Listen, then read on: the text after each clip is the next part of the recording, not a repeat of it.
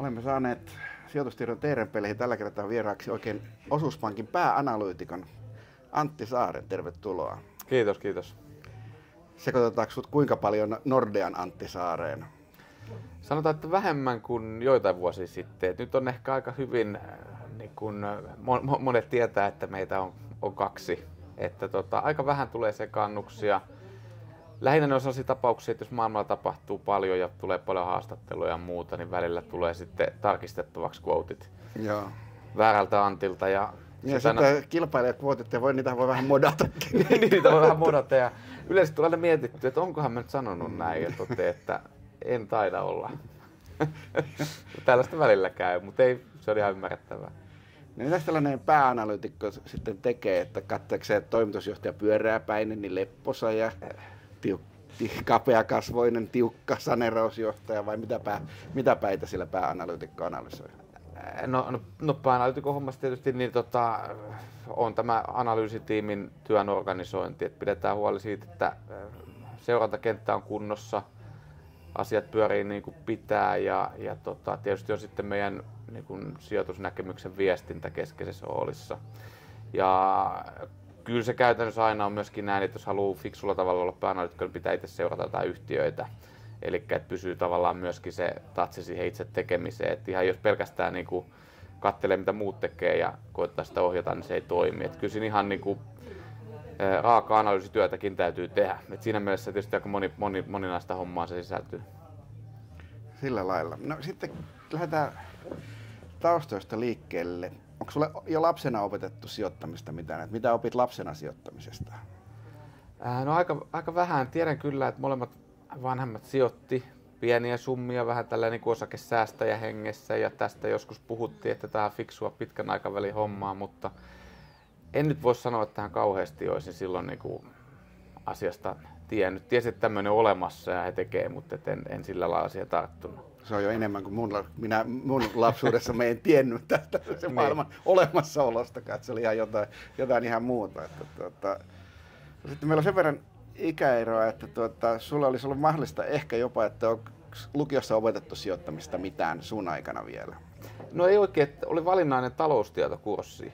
Sen mä kyllä valitsin ja sieltä vähän puhuttiin siitä, että mikä on keskuspankin rooli ja miten raha pyörii maailmassa tälleen. Mä kävin sen ja tykkäsin sitä tosi paljon, mutta ei siinäkään kyllä niin kuin sijoittamiseen menty ollenkaan, mikä on mun mielestä harmi, että mun mielestä pitäisi. En tiedä, onko tänä päivänä lukiossa ja tällaista. Itse asiassa on, koska mä oon seurannut tätä mun vanhempien lasten, jotka on niin 30 ja 27, niiden aikana niillä oli se sama taloustaitokurssi, jonka kirjan kävin läpi ja jossa ei kyllä niin silleen sana, en ole ihan varma, oliko sanaa osake siellä. Siellä oli juurikin sitä, että talous pyöri näin ja sitten mainittiin tämä, että hyvä olisi olla niin tuloja enemmän kuin menoja. Ja ehkä jostain pikavipeistä varoiteltiin enemmän, mutta siis maailma on muuttunut. Nykyisin niillä on jo yläasteella niin kuin sellainen vähän skarpimpi taloustaitokurssi ja lukiossa on jo sit sellainen, missä niin kuin oikeasti niin kuin pohdiskeltiin sitä, että minkälaista salkkuportfoliota sitä niin kuin kannattaisi rakennella. Ja että maailma on mennyt sikäli eteenpäin, että nämä mä voin niin lähinnä vahvistaa tätä, että onko nämä mun pistiotana. Tämä päti juuri, että mä oletin, että sulla ei ollut, mutta et sitä tiennyt ennen kuin kysyy. No sitten sä päädyit tuonne Helsingin kauppakorkeakouluun, niin kuin minäkin aikaisemmin, vähän myöhemmin, 2003. Mikäs sut vei kauppakorkeaseen? No se oli oikeastaan sattuma. Mä siinä niin kuin pallottelin paljon niin kuin kauppista, mä en kauheasti miettimään. Mä pallottelin sitä, että menisinkö mä niin kuin TKK:lle, että mulla oli ihan hyvä sellainen niin kuin matemaattinen puoli. Sitten mulla jotenkin oli sellainen, että mä koin niin kuin lain kauhean kiinnostavana. Mietin, että onko se TKK vai olisiko se sitten oikeustiede. Ja sitten mä päätin, että kyllä mä lähden oikeustieteeseen. Mulla oli varattuna oikein valmennuskurssikin ja sitten mä menin kirjakauppaan ostamaan pääsykoekirjoja ja vähän selailin niitä. Siinä oli huokaili, että on tää kyllä aika puisevaa hommaa. Sitten siinä vieressä tietysti niin valonsäteet osui Kauppiksen kirjoihin ja kattelin vähän niitä. Siinä oli erinäköisiä just näitä sijoitusjuttuja, markkinajuttuja, miten luodaan liiketoiminnalla strategiaa ja muuta. Sitten mä katsoin, että perhana, että nämä on kyllä nyt niin kuin huomattavan paljon kiinnostavampia. Että nyt homma onkin sellainen, että mä ostan nämä Kauppiksen pääsykoekirjat ja soitan valmennuskeskukseen, että nyt vaihdetaan valmennuskurssia. Ja näin siinä sitten kävi. Että tämä tuli vähän niin kuin pyytämättä yllättäen täysin puskista ja hetken mielijohteesta. Sillä lailla, rahoitusta ilmeisesti luit. Joo, kyllä se sijoittaminen purasi silloin heti niissä pääsykoekirjoissa, että se alkoi tuntua silloin niin kuin hyvin omalta jutulta. Mä oon aina tykännyt tämmöistä niin peliteoreettisesta ajattelusta, että jos minä teen jotain, niin mitä vastapuoli tekee. Ja tietysti sijoittamisessa pätee niin kuin isossa kuvassa, että jos markkinoilla tapahtuu jotain, niin mitä voisi olettaa, että sen jälkeen tapahtuu. Ja tämä niin kuin jotenkin veti niin kuin mukanaan siihen sijoitusmaailmaan. Että kyllä se siinä vaiheessa, kun mä hain kauppikseen, niin varmaan pääainekin oli aika selkeä. Kyllä olit siinä mielessä onnellisessa, että teillä oli jo pääaineinen rahoitus 86 aloittaneet, eivät suomenkielisellä puolella vielä voineet rahoitusta valitakaan. Joo, se oli silloin vielä itse asiassa aika tuore aine. Joo. Kyllä, askartelitko KY Financeissa? Silloin olin kyllä siinä hallituksessa ja olin salkuhoitajakin pari vuotta vaihtelevalla menestyksellä. Okei. Joks teidän aikana oli näin, että mä oon käynyt muutamassa KY Financen pokeritapahtumassa ja olen ollut hämmästynyt, että niillä on käsittämätön, tai en ole hämmästynyt siitä, että niillä on käsittämätön määrä sponsoreita verrattuna johonkin 80-lukuun ja niillä on niin kuin tyyliin ilmaiset viinat siellä, mitä ei tosiaankaan ollut. Niin onko tää oli tää headhunttaaminen noin niin kuin päässyt näin pitkälle sun aikana? Kyllä se aika lailla ton tyyppistä oli, että se varmaan alkoi silloin joskus 2005, 2006, just silloin kun mä olin pääaineopiskelija. Silloinhan oli pääomamarkkina kuumana ja tietysti niitä sponsoreita sinne tuli paljon. Sitten sä päädyit niin kuin Nordeaan ihan yksityiselle puolelle Customer Advisoriksi. Mä oletan, että Customer Advisor tarkoittaa sitä, että olet ollut ihan deskillä. No mä olin itse asiassa puhelinpalvelussa, eli näitä luottokorttihakemuksia ja osamaksuja ja muita tuli sinne. Niitä siinä silloin hoitellin. Silloin oli se ajatus, että jos nyt haluaa rahoitusalalla toimia, niin pitää varmaan jotenkin saada jalkaoven väliin pankkiin ja sitä kautta sitten pyrin niin kuin tämän tyyppisiä kesätyöpaikkaa kartoittaa heti. Se oli jo ihan tällainen päämäärätietoinen. Tämä, niin nimenomaan tämähän on niin juuri se, kun rahoitusalalta saat ensimmäisen työpaikan ja sitten hoidat sen kunnialla, niin sitten loppu on siitä sitten paljon helpompaa. No vähän se tässä oli ajatuksena, ja aika usein scratchista lähdetään. Näin. Sitten päädyit myöskin sales agentiksi Sampoon. Mitä sä siellä sitten kauppasit? Joo, no se oli kanssa puhelinpalveluhommaa. Se oli mielenkiintoista, mutta myöskin aika raadollista hommaa, että mehän ihan niin kuin puhelimella soiteltiin silloin Sampo Pankin asiakkaille siinä ja pyrittiin saamaan rahastoja kaupaksi ja luottokortteja kaupaksi ja sen semmoista. Jos sen siinä puhelimessa onnistuttu, niin sai myöskin sitten ekstraa siitä, että jos sai ohjattua asiakkaan konttoriin ja se ilmestyi sinne. Se oli vaan niinku mieletön määrä toistoja päivän aikana ja piti koittaa sanottaa sillä tavalla oikein, että asiakkaat innostuu. En tiedä, tehdäänkö sijoitustuotteiden myyntiä enää tolla tavalla, ei välttämättä, mutta näin se silloin epäilen toimi. Näin tosin, ne jotka soittelee mulle, ne me katkaisen ne puhelut niin lyhyen, että mutta paljon soitellaan. Näin. Oliko tämä sitten niin traumaattinen kokemus, että sitten teit ilmeisesti urasi aina syrjähypyn teollisuuteen ja olit Nokia Siemensillä Supply Demand Planningissa? No ei se ollut mitään traumaattinen kokemus, että oli jonkun aikaa siinä tehty ja siinä sitten vähän puskista tuli tälle mahdollisuus. He oli sinne valinnut jonkun kesätyöntekijän, joka sitten ilmeisesti oli viime hetkellä perunut. Et mulle soitettiin muistaakseni jossain kohtaa toukokuuta ja sanottiin tyyliin, että tuutko käymään, että jos haluat tämä hommaan suun, niin mä ajattelin, että ehkä se nyt on hyödyllistä sitten kokeilla vähän jotain muukin tyyppistä hommaa tässä. Ja kuitenkin ainahan sitä niin kuin varsinkin opiskelijana miettii, että se on kiva, kun CV:ssä on niin kuin tämmöisiä isoja menestyviä yritysten nimiä, niin siinä tämmöinen Nokia Siemens Networks kuulosti tietysti kanssa niin kuin houkuttelevalta. Ilman muuta. Sitten 2008 löytyi kutsumus ja päädyit EQ-analyytikoksi. Joo, siinä niin oli ajoitus hyvä, koska siinä mä tein gradua ja hain silloin joskus joulukuussa paikkoja ja 2007 ja mä silloin sovin, että mä teen gradun ja aloitan sitten huhtikuussa 2008 ja silloin kun mä pääsin aloittamaan, silloinhan kukaan ei palkannut enää ketään, kaikki oli maailma oli liekeissä. Joo, finanssikriisi niin läpsähti päälle. Joo, että ala oli aika heikossa kantiin, mutta onneksi on sopimus tehty ja sinne sitten meni analyytikoksi. Aloitin kaikkein pienimmistä yhtiöistä, niin kuin yleensä noissa analyysitiimeissä tapoihin kuuluu, että se viimeisen tulokas toimii näin. Mä oon melko varmasti lukenut jonkun sun analyysin niin 2008, koska mä olin niin EQ:n ihan ensimmäisiä asiakkaita silloin aikoinaan. Ja nimenomaan pienyhtiöt ollut niin kuin sydäntä lähellä ja analyysiä olen lukenut paljon. Mutta joo. Ei ole nyt Riikko ollut ihan tarkkaan, mutta tämä on hyvin todennäköistä. Joo.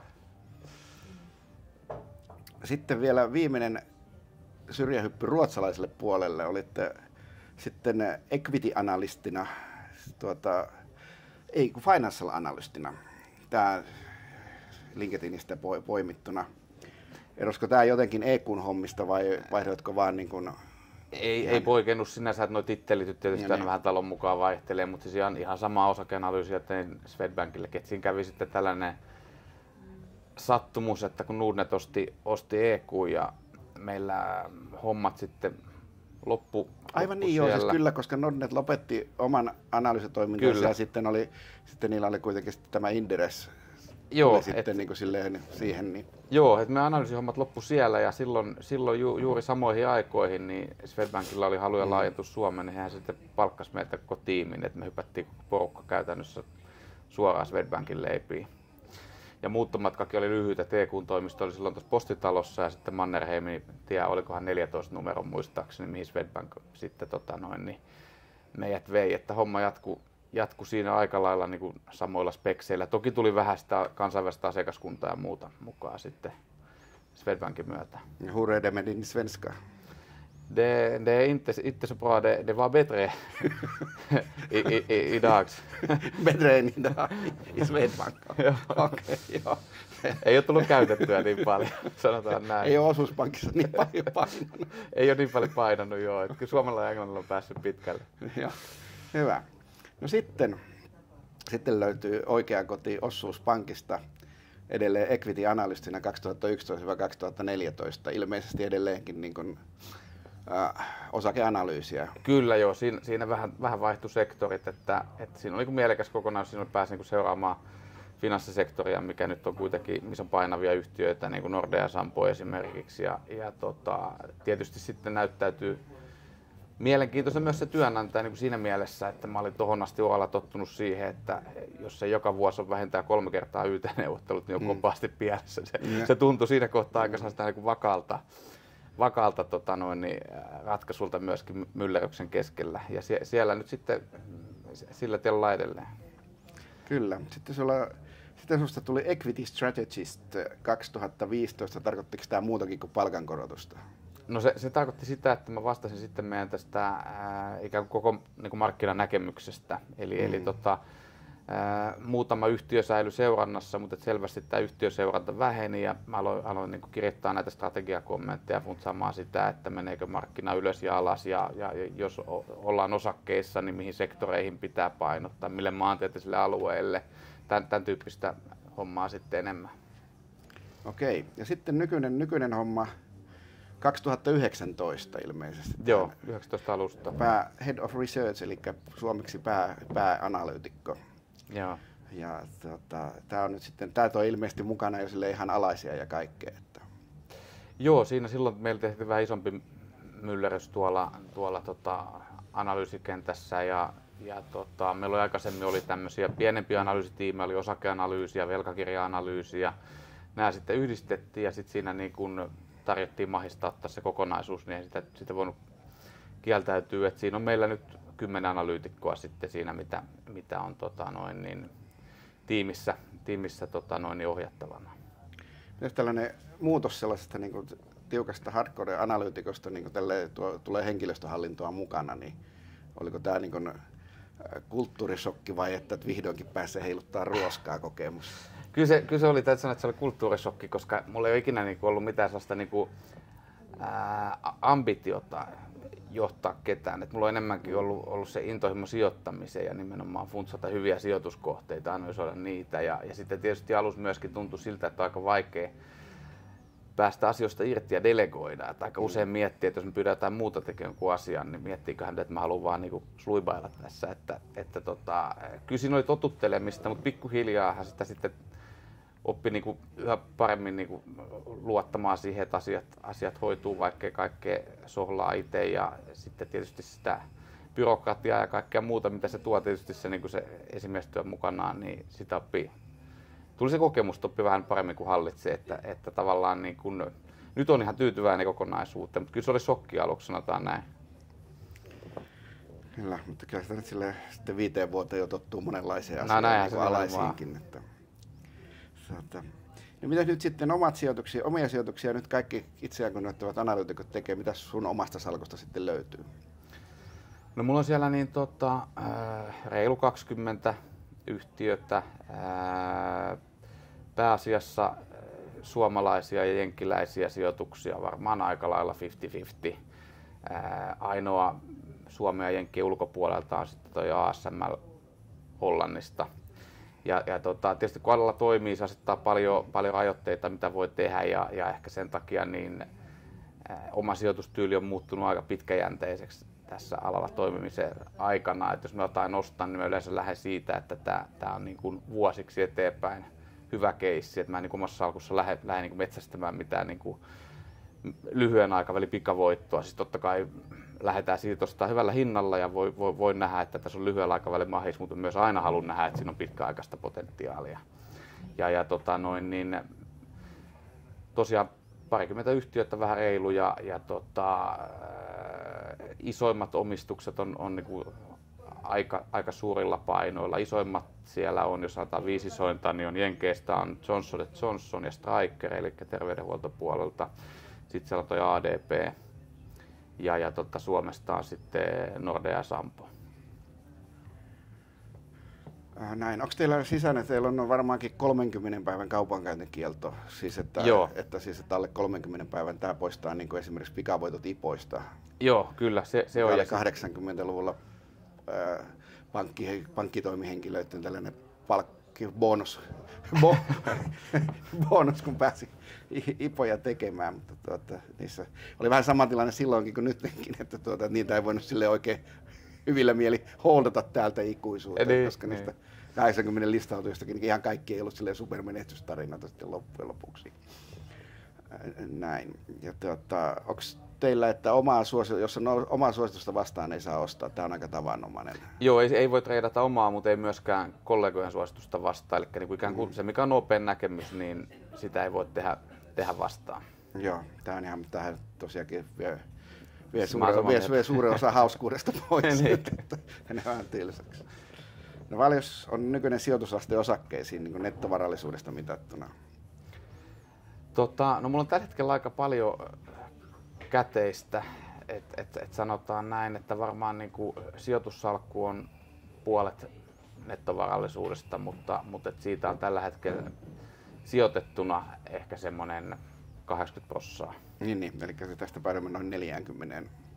Joo, kyllä, jos ajatellaan, kyllä, mitä tämä hetken tilanne on. Kyllä. Onko se velkaa käyttänyt tässä matkan varrella sijoituksessa, kuten kaikki itseään kunnioittivat kauppatieteen ylioppilaat 80-luvulla?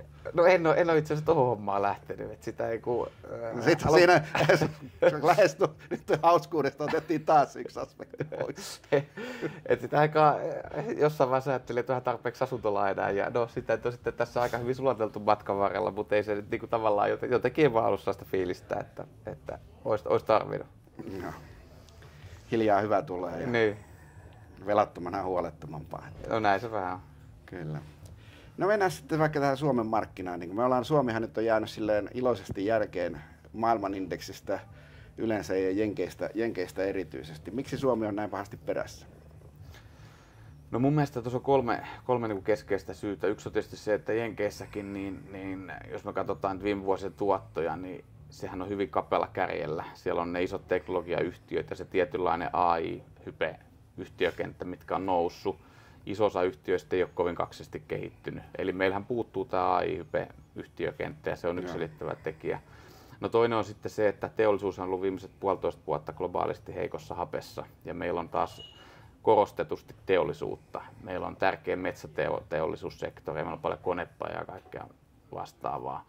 Ja sitten kolmas tekijä on se, että meillä on ollut aika, sanotaanko, heikkoa menestystä tietyillä isoilla yhtiöillä, joilla on kuitenkin meidän indeksiin tosi iso painoarvo. Jos me ajatellaan takavuosina niin kuin nyt Nestettä, Fortumia, Nokiaa, niin eihän ne ole kauhean häävisti mennyt. Ja ne heijastuu sitten siihen koko pörssiin.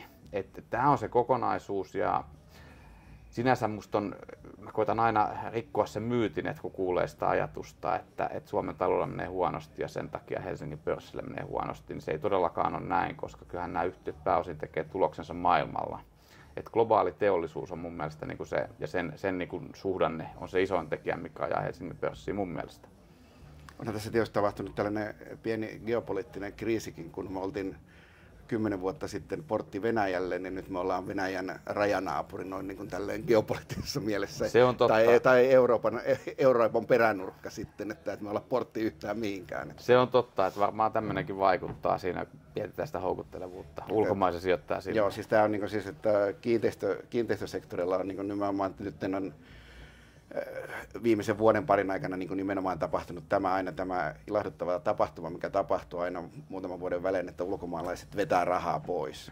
Sitten ne taas jossain vaiheessa myöhemmin sitten ne taas tuovat, kun ollaan muutama 10% ylempänä, niin sitten ne keksii, että täältähän saa parempia yieldejä. Että niin, kyllä. Kokeillaan näitä. Näitä mä oon ainakin tähän mennessä mennyt, että ne tulee aina väärään aikaan sisään ja väärään aikaan ulos kiinteistösektorilla.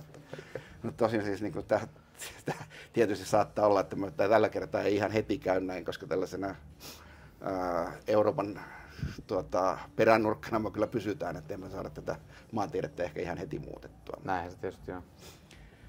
Sillä lailla. No miten onko tämä nyt Helsinki, ollaanko me tuomittu ikuisesti niin tästä jäämään jälkeen, niin kuin, että kun nämä teollisuuden painot eivät nyt kyllä niin kuin ihan helpolla poistu ja ei, mutta kyllä mä niinku, siinä mielessä on optimistinen, että liikkeethän tämmöisessä niinku periferiamarkkinassa, mikä me nyt auttamatta ollaan, niin puhuttiin, niin liikkeethän on aina yleensä kovia molempiin suuntiin. Et sitten kun sitä rahaa alkaa palautumaan, niin todennäköisesti sitä palautuu aika voimalla.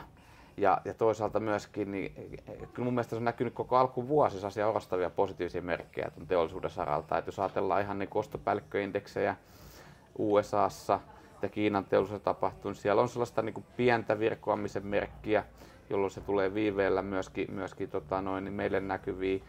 Korot on lähdössä laskuun kesäkuussa näillä näkymin, ja yleensä niin jos katsotaan teollisuuden tilauksia, niin korkotaso on korreloinut aika lailla sen kanssa, että laskevat korot pitäisi tukea teollisuuden tilauksia. Ja kyllähän tietysti nämä niin sykliset teollisuussektorit, yleensä ne osakkeet on aika liukkaita reagoimaan, kun niitä merkkejä alkaa näkyä. Ja kyllähän nyt aika ärhäkässä suorastaan, siis meidän konepajat lähti aika ärhäkässä etunojassa, että siellä on niin karkotek ja Konecranes tuplasivat tolleen ilman, että siitä niin media tätä erityisesti huomioikaan.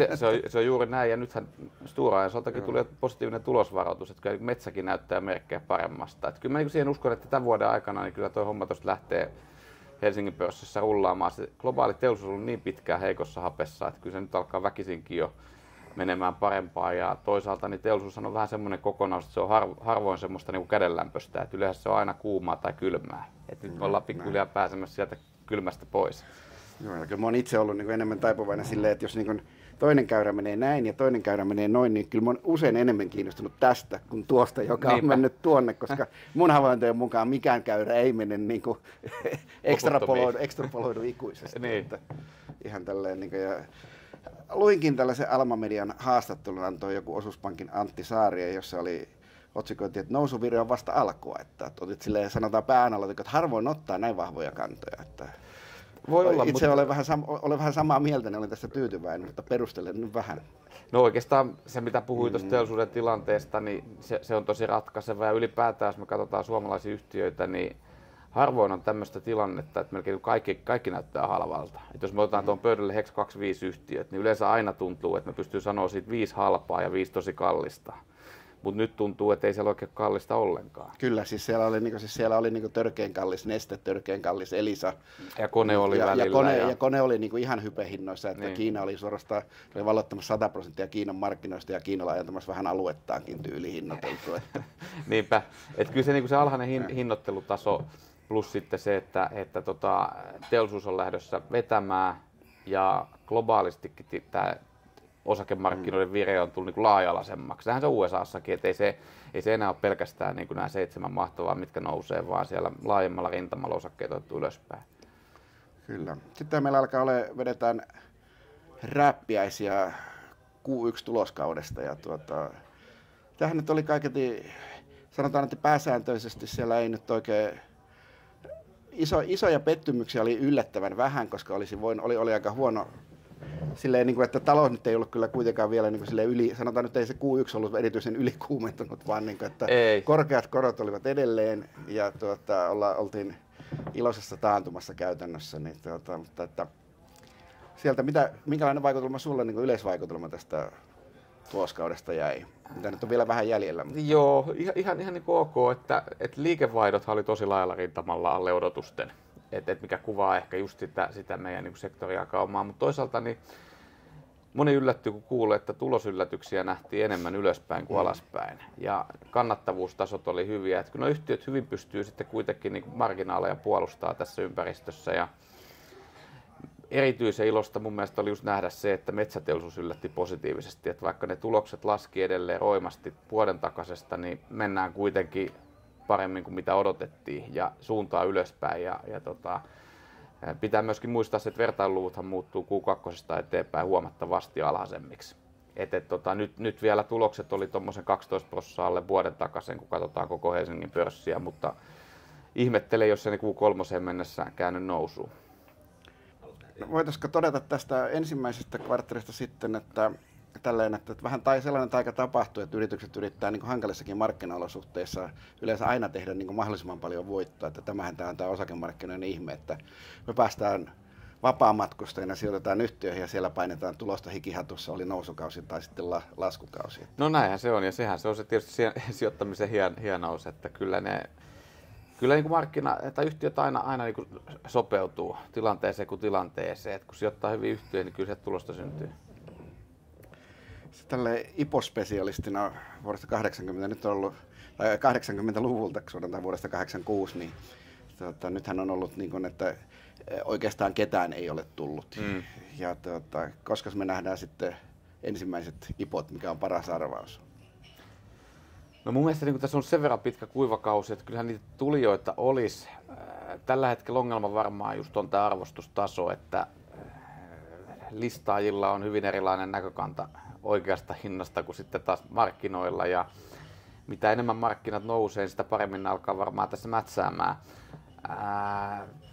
Et riippuu tietysti nimenomaan siitä pörssin nousun kulmakertoimesta. Ehkä me joku voidaan vielä tänä vuonna nähdä, mutta mä luulen, että ei kauheasti. Et ehkä enemmänkin voisi sanoa, että se ketsuppullo aukeaa ensi vuonna. Kyllä siis tämä nyt on siis, että sitä on hyvinkin yksinkertainen asia, että kun markkinoilla on riittävän kauan aikaa noussut riittävän korkealle tasolle, niin sieltä tulee ipoja auringon varmasti. Kyllä. Näin tämä on aina ollut ja tulee luultavasti aina olemaan. Että näin. No sitten kun me ollaan sitten molemmat hirveän positiivisia, niin pohditaan vähän uhkia. Että mitä uhkia sä näet, niin sellaisia, mitä ovat relevantteja toteutua tai edes mahdollisia? No kyllä tietysti ensimmäisenä tulee mieleen tuo geopolitiikka, mitä kaikkea sen ympärillä voi tapahtua, että Ukrainan tilanne kytee ja se ei nyt oikeastaan sijoittajilla kauheasti tunnu olevan polttopisteessä, mutta voihan se laajentua. Nämä kauppasuhteet Kiinan kanssa niin on koko ajan vahvasti tapetilla. Tällä hetkellä mä en halua niin mitenkään maalata mitään piruja seinille. Tällä hetkellä kauppa siellä käy, yritykset on vähän varovaisempia Kiinan suhteen, ei halua sinne investoida. Mutta ihan yhtä lailla, niin jos joku olisi 5 vuotta sitten sanonut, että me ei tehdä kauppaa ollenkaan Venäjän kanssa, niin ei olisi varmaan uskonut. Et sinänsä kun asiat lähtee väärään suuntaan, niin ne voi yllättää sitten jossain kohtaa nopeudellaan. Et siinä mielessä niin on vähän Kiinan suhteen ehkä niin kuin varpaillaan. Ja totta kai nyt poliittisesta kentästä niin pitää nostaa esille vielä noi Jenkkien presidentinvaalit sitten marraskuussa, että kyllä mä niin meidän kannalta Trumpin vaalivoiton näen tietynlaisena uhkana.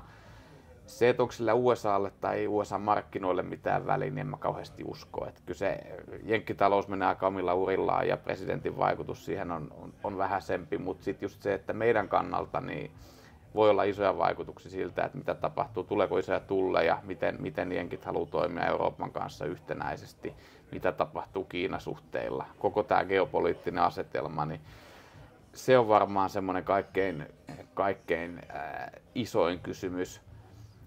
Taloudesta mä en osaa olla kauhean huolessani itsessään, koska tässä on nyt ollut tällainen niin kuin pitkittynyt heikko kausi, että tässä mennään niin kuin etanan vauhtiin eteenpäin, mutta on aika harvinaista tässä kohtaa ottaisi jonkun uuden niin kuin romahduksen alaspäin. Et enemmänkin me odotellaan, että tämä lähtisi tämä Eurooppa liikkeelle ja riski on enemmänkin se, että se pitkittyy se elpyminen.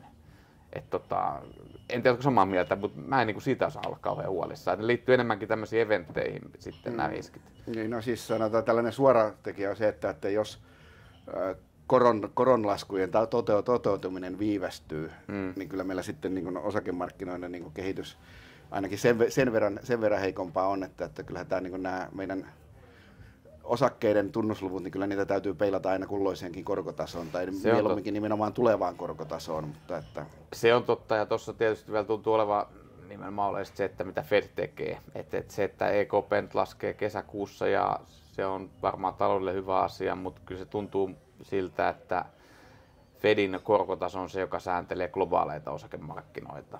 Noinhan se toki on, että jos Fed ei vaikka nyt laskisi korkoa ollenkaan ja jostain sitä vaikka nostaisi, niin kyllähän se tietenkin olisi niin kuin hyvin negatiivinen asia osakkeille.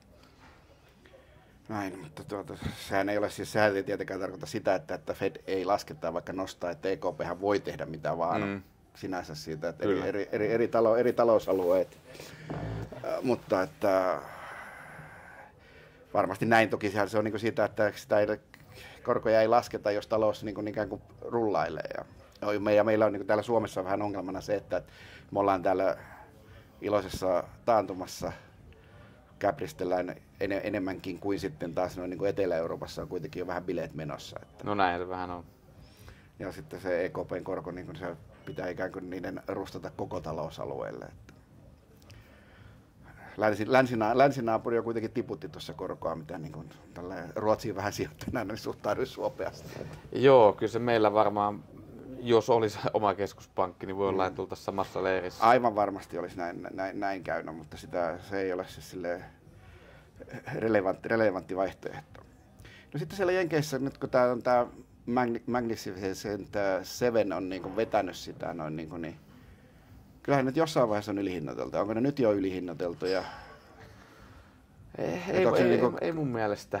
Siis, monella on varmaan niin jotain IT-kuplaa mielessä ja muuta, että tämä ei voi olla kestävää ja muuta. Mutta mun mielestä niin täysin relevantti ero on siinä se, että esimerkiksi IT-kuplassa ja miksei myöskin tuossa koronakuplassa, niin ostettiin kaiken näköistä, mitä nyt vaan löytyi. Hyvin läyhiä tarinoita. Mutta tässä Magnificent Sevenissä puhutaan kuitenkin mun mielestä niin kuin, melkein voisi sanoa maailman parhaasta yhtiökentästä. No, nyt joku ehkä suuttuu, kun mä sanon näin, mun mielestä Tesla ei kuulu ihan siihen joukkoon. Tesla on mun mielestä niin kuin enemmän kuolevainen yhtiö, mutta nämä muut 6, niin näähän on aika lailla monopoliasemassa toimivia yhtiöitä, joilla on älyttömän skaalautuva malli, älytön hinnoitteluvoima, älytön kasvu, ihan julma kannattavuus. Että onko se sitten niin kuin väärin maksaa tämmöistä kovia kertoimia, niin ei mun mielestä. Totta kai niissä on, kun arvostustasot nousee, niin se on enemmän riski, että jos joku menee pieleen, niin tuleehan ne alas. Mutta jos ne yhtään pystyy jatkaa sillä trackillä, niin kuin tässä nyt näyttää, niin en mä sanoisi, että niissä mikään kuplaa. Kyllä, siis sanotaan teknokuplassa hinnoiteltiin se, että kaikki kioskit, mitkä osasivat kotisivuja tehdä, niin ne vallottaa maailman. Että nyt ja vähän niin samaa koronakuplassa. Niin, kyllä. Nyt hinnoitellaan sitten sitä, että dominoivan markkina-aseman omaavat yhtiöt säilyttävät dominoivan markkina-asemansa, mikä on helpompaa kuin se dominoivan markkina-aseman saavuttaminen kuitenkin. Just näin. Näin. No sitten tämä, mitä aina kysytään, mikä tietysti kiinteistösijoitusyhtiöitä aika paljon vuosien varrella vehdään, että koska asuntohinnat kääntyy nousuun, koska nyt ne on laskeneet jo jonkun hyvän matkan aikaa ja jossain vaiheessa ne kääntyvät nousuun. Milloin se on sitten? Mä melkein kuvittelisin, että se on jonkun verran sen jälkeen, kun korot alkaa laskemaan. Että jos nyt kesäkuussa tulee ensimmäinen EKPn koronlasku, niin kyllähän sen pitäisi, ja siinä on selkeä polku, että niitä tulee lisää, niin kyllähän tämän pitäisi alkaa sitten niin kuin avaamaan sitä peliä, korkeammille hinnoille. Mutta ei ole ehkä ominta alaa, että lähtisi kauhean tarkkaa ennustetta antamaan nyt tästä niin sanotaan näin, että jos väittäisit, että varmasti tiedät milloin se tapahtuu, niin ei kannata sille muitakaan juttuja kovin paljon kuunnella. Niin. Kyllä siinä arvauksen varassa tässä ollaan, mutta kyllä oma näkemyskin on hyvinkin, että se saattaa se pohja olla niin hyvinkin lähellä, että se saattaa olla niin just se psykologinen signaali.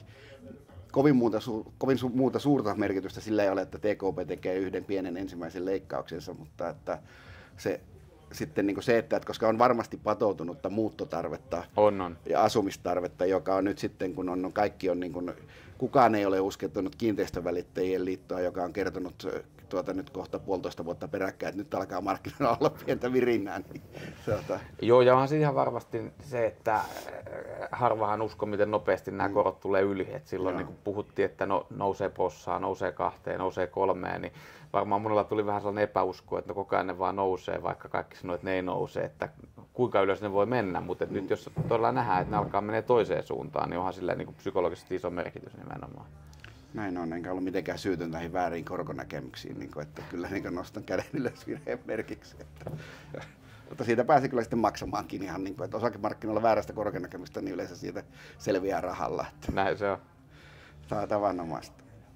Se on tehnyt tuollaisen nousujohtaisen uran finanssialalla, niin suositteletko finanssialaa nuorille, kun tässä nyt on kuitenkin kohta tulee tekoäly on jo olemassa ja alalla on niin selkeää hintadisruptiota, että palkkioiden painee alaspäin, jolloin henkilökuntaa tarvitaan vähemmän, niin onko finanssiala vielä kuitenkin niin tällainen järjellinen niin polku harkita? On se, jos kiinnostaa. Et siis ei se varmastikaan enää ole semmoinen oikotie onneen, niin kuin joskus kuviteltiin, että se on, ja ehkä se joskus saattaa vähän sellainen ollakin, mutta mä uskon siihen, että se, että hakeutuu sinne, mikä kiinnostaa, niin siellä todennäköisesti on myöskin hyvä ja siellä silloin kannattaa olla. Et ei tämä kokonaisuudessaan mihinkään katoamasta, kun mä sanoin, että varmaan isoimmat muutokset on jo kuitenkin tapahtunut tällä alalla, että jos kokee syvää kiinnostusta sijoittamiseen, niin ilman muuta sinne kannattaa hakeutua. Kyllä, siis että se on, ja nimenomaan ilman ei kannata hakeutua vain kultaa vuolemaan niin vain hyvien liksojen tähden, koska siis ei niitä sitten niin kuin YT:täkin tulee ja sellaiset, kenellä ei ole kiinnostusta asiaa, niin ne usein sitten päätyvät esimerkiksi kiinteistön välittäjiksi tai muihin tehtäviin. No näin se varmaan on. Ainakin näin havaintoni on, että rahoitusalalta ollaan päädytty muun muassa kiinteistön välittäjiksi aika paljon. Mennään vähän sitten silleen detallikaampaan. Te aloitatte Nurminen Logistiksin seurannan ilmeisesti ostotuotteena tässä maaliskuussa 2024. Joo, kyllä. Ja mä kävin itse asiassa Nurminen Logistiksin yhtiökokoussakin ja sain sieltä kynän. Tämä on yhtiökokouskynien vieminen, niin se on niinku tällainen tarpeen. Niitä häviää kauden varrella hirveästi. Niin miten tämä tällainen seurantatoiminta, että otatteko te, että jos joku maksaa tarpeeksi, niin otatte kenet tahansa? Toimiko tämä niin vai? Joo, siis kyllä jos kysytään, niin toki niin myymme mielellämme. Näinhän se tietysti on. Että sitten erikseenhän meillä on se, mitä seurataan ilmaisiksi, ja ne on sitten sellaisia, missä me nähdään niin kuin ihan ikään kuin kaupankäynnillisesti niin riittävää ansaintapotentiaalia. Mutta tämähän on sitten se toinen polku, että yhtiö maksaa, niin silloin toki teemme. Kyllä, sehän onkin siis hirmu jännä, koska se on niin kuin fundamenteiltaan aivan ylettömän halpa. Tosin siis sitten niin kuin sisältää niin kuin paljon kaikenlaisia poliittisia riskejä, mitkä on niin kuin mukana. Ja nyt niin kuin mainehaittaakin on niin kuin ikään kuin saatu aikaiseksi, kun siellä firma osti 80 pinnaa ja toimitusjohtaja ja joku toinen kaifari osti 20 pinnaa samasta, mikä on tuonut sen Nurmisen tuloksen taas sitten niin kuin ikään kuin uudelle tasolle. Ja sitten kuljetetaan vielä sitten niin kuin tavaraa Suomessa. Sinänsä niin kuin hassua siis, että kuljetushan tapahtuu, ne kuljettaa niin kuin Suomessa satamaan ja tehtaalle logistiikkaan, niin tästä nyt nousi sitten suuri poru että näetkö tässä mitään moraalista dilemmaa? No en ole ehkä paras kommentoimaan tätä ylipäätään, kun en seuraa yhtiötä itse, mutta se mikä käsitys mulla on, niin sieltähän tulee tuotteita, mitkä on niin kuin kriittisiä Suomelle, niin kuin esimerkiksi lannoitteita tai muuta. Et sinällään niin ehkä sitä pitäisi sitä koko ketjua miettiä eri tavalla, että mistä Suomeen ylipäätään näitä tuotteita saadaan, ettei se mun mielestä sen tahon syy, joka sitä kuljettaa, jos sitä kuitenkin tänne niin kuin ostetaan.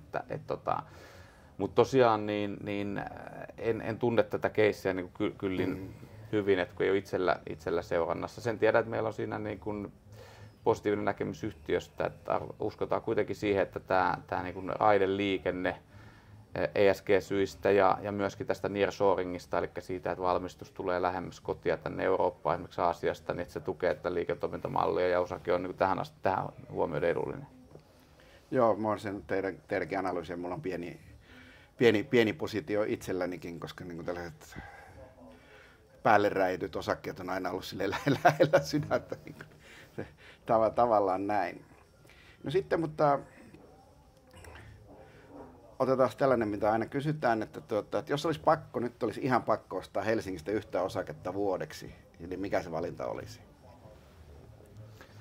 Mä luulen, että se olisi tällä hetkellä toi Orion.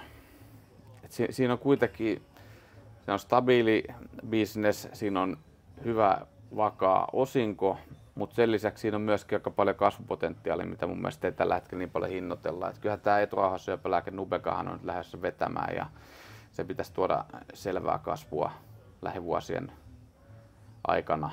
Ja toki sitten pidemmälle tulevaisuuteen niin on se muutakin kiinnostavaa tuotekehitysputkessa, mutta se ei nyt ehkä tuolla vuoden tähtäimellä ole se relevantti asia. Mutta mä luulen, että se olisi varmaan semmoinen, jos nyt pitäisi yksi tästä poimia tältä istumalta. Joo, tämähän on aika selvää, että ne Nubeqa-rahat tulee ja sen jälkeen kertoimet ikään kuin laskee. Tämän voi niin kuin, ikään kuin budjetoida, mutta sitä sitten, että mitä sieltä tuotekehitysputkista tulee noin niin kuin näissä lääkeyhtiöissä, niin sitä saa kyllä maallikot sitten jännittää, että suhtautuuhan ne niihin omiin projekteihin, aina ne suhtautuu positiivisesti, mutta että sitten ainahan se on todennäköisyyslaskelmaa tietysti, mutta mun mielestä tällä hetkellä nykykurssissa ei kauhean isoja todennäköisyyksiä. Joo, nyt ei hinnoitella, että mullakaan niin nimenomaan ei Orionia ollut vuosikymmeniin, joka oli siis virhe, mutta kun se oli aina niin, se oli kanssa kuului niihin, että aina on aivan liian kallista. Niin. Ja hupaisaa sinänsä, että tuli osuma, koska mulla tällä hetkellä taas on sitä Orionia. Niin kun,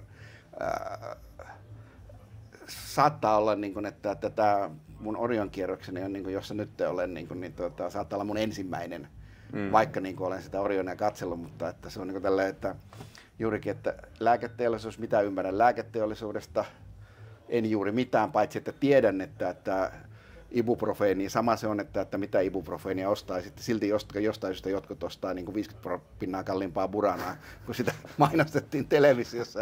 Mä oon ajatellut vähän, että tähänkin voisi tulla jotain disruptiota, mutta älkää kuunnelko tätä, tämä Orion, ostakaa vaan buranaa, se on tosi hyvä, noin osakkeenomistajat hyötyy. Näin. Sitten sä oot tänä vuonna osallistut arvopaperisijoituskisaan ja en tietysti malta mainitsematta, minäkin olen joka kerta kun olen osallistunut, olen sen joka kerta voittanut. Onneksi olkoon. eli kerran olen 3 muun kanssa heittänyt tikkaa ja mun tikat osuivat tarkemmin määriteltynä kisasta. Ihan näin. Ja katsoin sun valinnat sieltä ja otetaan nämä itse asiassa tämä nyt hyvinkin ajankohtainen Neste. Ensimmäisenä tähän oli niin vuodenvaihteesta about. Se oli sieltä, oliko se marraskuun alkuun? Ei ollut, se oli vähän ennen vuodenvaihtoa, mutta muista tarkkaan sitä. Loppuvuodesta. No, nyt tässä on tullut, meillä on tuore tulos, ensin noin niin synkähkö Q1 niin nimenomaan poikkeuksena yleensä positiiviseen Q1 yleiseltä kannalta. Ja sitten sen jälkeen sitten tulosvaroitus, eli marginaaleja vedettiin alaspäin, marginaaliputkea niin kuin ihan tolleen reippaasti. Sillä ihan tarkkaan ottaen öljyjalostustakaan niin ihan hirveän hyvin perehtymättä, niin olihan tämä niin aika dramaattinen muutos aika niin tälle rivakalla tahdilla, ja tämä ei ole tällä hetkellä, se jos ostaa Nestettä marraskuussa, niin se ei ole kyllä nyt voitolla tällä hetkellä. Ei ole valitettavasti näin. Miten sä näet sen Nesteen niin tällä hetkellä? Kyllä mä niin edelleen näen sen, että onhan se tosi halpa. Siinä on vähän niin kuin, voisi sanoa, että se ei arvostukseltaan poikkea perinteistä öljyjalosteista kauhean paljon, vaikka se on kuitenkin mun mielestä ihan eri keissi. Mutta samaan hengenvetoon, niin eihän sitä voi kieltää, etteikö tässä olisi vaikea tilanne. Tällä hetkellä tuntuu olevan ylitarjontaa siitä uusiutuvista polttoaineista siellä on käynnistysvaikeuksia uudessa tuotantokapasiteetissa ja sitten on tietysti näitä poliittisia riskejä, mitä tässä koko ajan on ilmoilla, eli näitä, esimerkiksi Ruotsissahan näitä sekoitusvelvoitteita alennettiin ja mitä sitten Trump tekee USAssa, jos tulee valituksia, tämän tyyppisiä asioita. Että lyhyellä aikavälin tilannehan ei ole helppo, siitähän ei pääse mihinkään.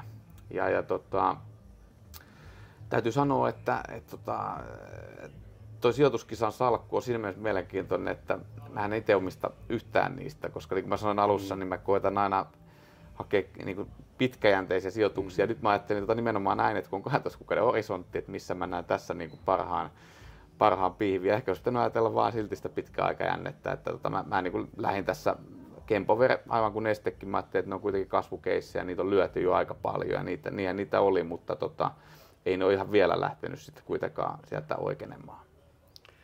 Silloin sitten Swedbankin, joka on itse asiassa mulle vähemmän tuttu, vaikka olen pankkiosakkeita itse asiassa aika paljon tehnyt.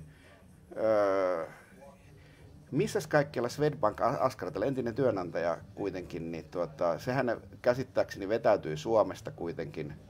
Mä en edes tiedä, että missä muualla kuin Ruotsissa niillä on Kyllä heillä on niin kuin Norja on ihan kohtuullisen merkittävä markkina, mutta joo, kyllä se hyvin vahvasti ruotsalainen pankki on.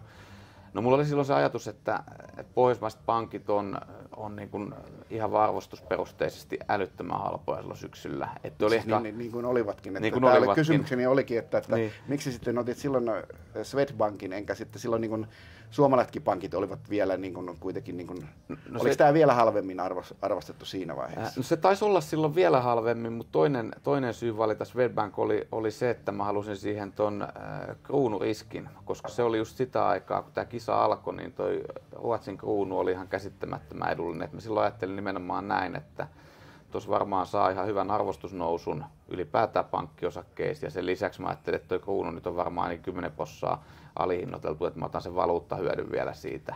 Ja tämähän on niinku tuossa salkussa se, mikä on toistaiseksi toiminut hyvin, että tuo Swedbank on niinku, se on noussut, mutta myöskin kruunu on mennyt oikeaan suuntaan. Joo, hassua, koska mulla oli kyllä kanssa, että mä lisäsin Ruotsia juurikin tästä ajatuksena, että jos löytää jotain halpaa Ruotsista, niin sitten saa bonuksena sitä mahdollista tulevaa valuuttahyötyä. Mutta sanotaan näin, että jos lähtee sanomaan, että mihin joku valuutta kehittyy jossakin, niin silloin ollaan kyllä ollaan niin syvissä vesissä, että koska siinä voi käydä kaikenlaisia yllätyksiä. Että se on totta sekin.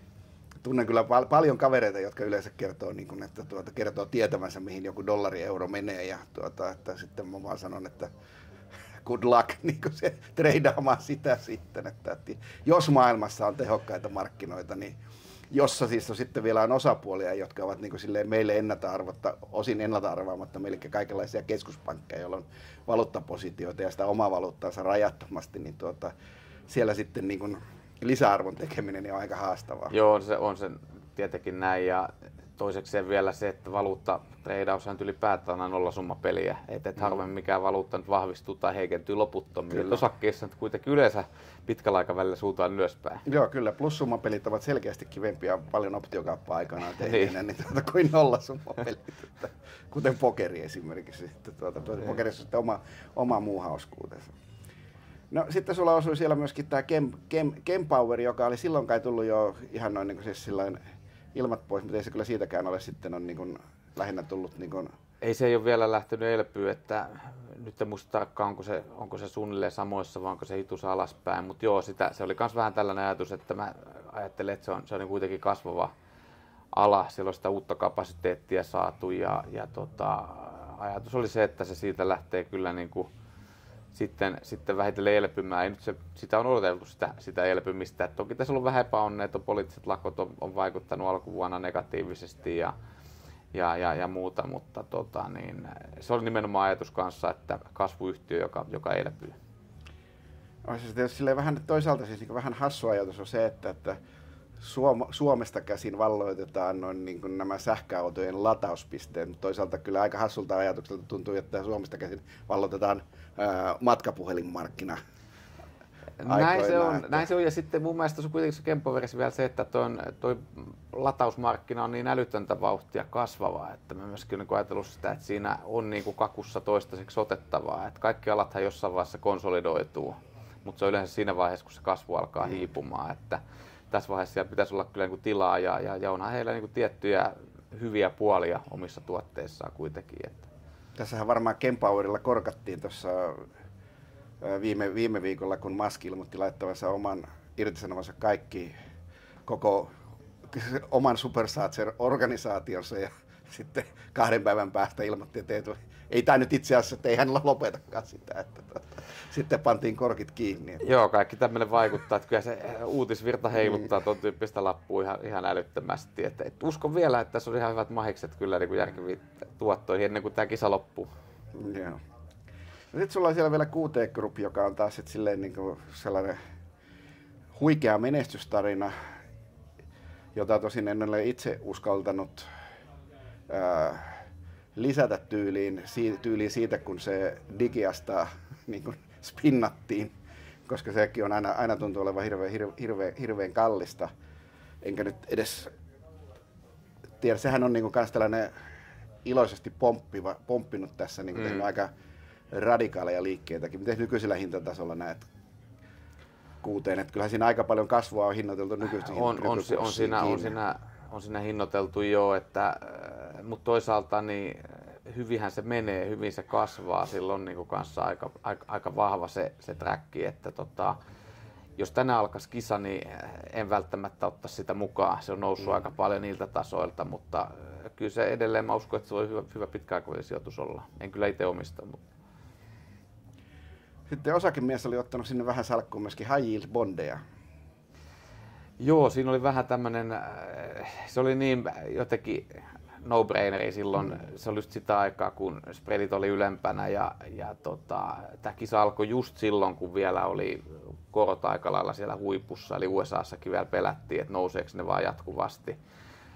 Et siinä kun katsoi niin vuoden päähän, niin tuntui siltä, että tämmöisellä high yieldillä voi helposti tehdä 7-8% ainakin tuottoa vuoden aikana. On muuten varmaan tehnyt, en tiedä, mutta varmaan on kyseistä, tehnyt mutta veikkaisin, että on tehnyt enemmän, koska niin se on saanut sen, että jos se jildaa 7, tai siis silloin niin jildasi helposti niin 8-9 ja sitten kun se alkaakin jildaa 7, niin siinä tulee myös sen jildin lisäksi myös se pääomavoitto. No näinhän se on. Et sitä mä ajattelin silloin, että tästä saa pitäisi saada hyvin pienellä riskillä keskimääräinen osaketuotto. Että otetaanpa se tonne hajauttamaan salkkua ihan siltä varalta esimerkiksi, että osakemarkkina menee huonosti, niin tämä on sitten niin kuin semmoinen valttikortti siellä. Joo, mullakin, vaikka olen paatunut osakemies, niin mullakin on omassa salkussa paria high yield bondeja, mutta ne ei sovellu lapsille, että en edes kerro niitä välttämättä, mutta että se on niin kuin, tuntui vaan, niin kuin, siis niissä on nimenomaan se ominaisuus on se, että sitten näissä on toisaalta se, että kotityöt, jos ottaa yksittäisen yhtiön bondia, niin kotityöt on tehtävä paremmin kuin osaketutkimuksessa, koska niin nämä aina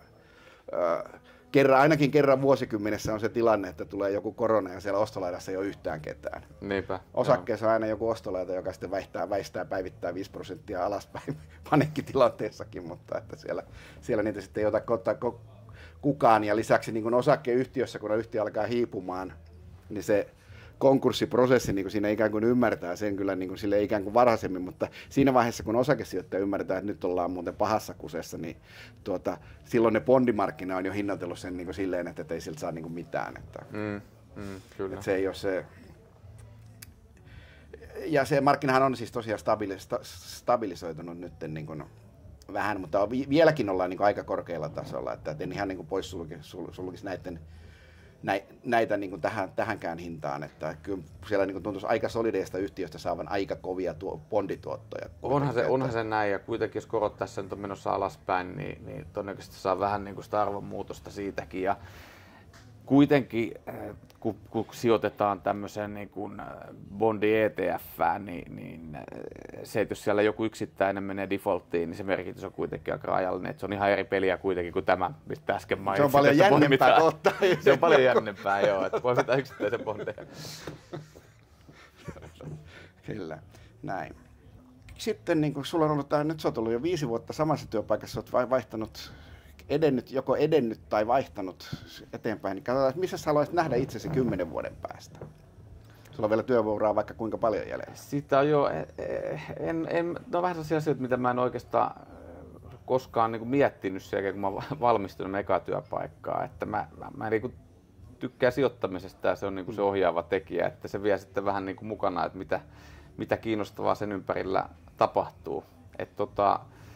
En osaa sanoa muuta kuin sijoitusten parissa, mutta en osaa sen tarkemmin miettinyt kanssa sanoa. Niin se on harrastanut, niin on ottanut sen den dagen, den sorgen pohjalta, että jos työnantaja menee alta, niin etsitään uusi, tai jos tarjotaan jotakin, niin harkitaan. Että sä et ole tehnyt sellaista päämäärätietoista urasuunnittelua, mitä jotkut aloittivat jo 80-luvun. Munkin opiskelukavereita oli sellaisia kavereita, jotka rupesivat rakentelemaan sitä uransa jo siellä, niin kuin, että ne yritti niin kuin bondata mahdollisimman monen kanssa. Ja mä taas olin silleen tällaisten kanssa, että hei, me lähdetään tästä kuntailtaan ja menkää pukumiehet, niin pikkupukumiehet vähän tuosta loitomalle. Vähän noin voisi sanoa, että se oli aika selkeä se tavoite opiskeluaikana, että mihin pitää päästä, että pitää päästä niin Ahosalle hommiin ja ensisijaisesti analyytikoksi, mutta sen jälkeen kun se on päästy, niin se on ehkä ollut enemmän tämmöistä, niin kuin, että go with the flow, että tunnelma ja markkinan mukaan, että haluat tehdä kiinnostavia hommia ja katsotaan mihin se vie. Niin, sulla on 2 pientä lasta, mikä saa silleen 4- ja 8-vuotiaat, eikö? Joo. Ja mikä silleen saa sitten niin kuin menemään myös työpaikalle, ettei tarvitse pelkkää etätyötä tehdä. Tiedän, mullakin joskus ollut pieniä lapsia.